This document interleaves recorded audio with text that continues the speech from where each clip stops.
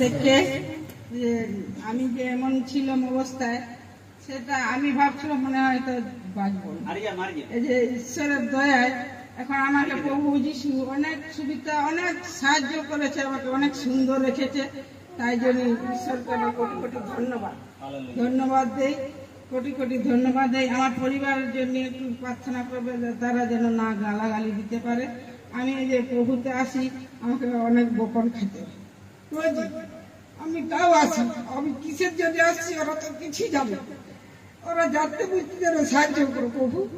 আর আমি তোমার জন্য অপেক্ষায় আছি, আর যতদিন আমি বাঁচে থাকবো তোমায় ততদিন আমাকে ধরে রাখো প্রভু যিশু।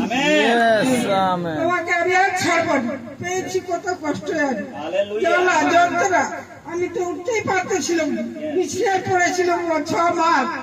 প্রভু যিশু আমাকে বরাদ্দ করেছে, সে নরক থেকে তুলে এনেছে।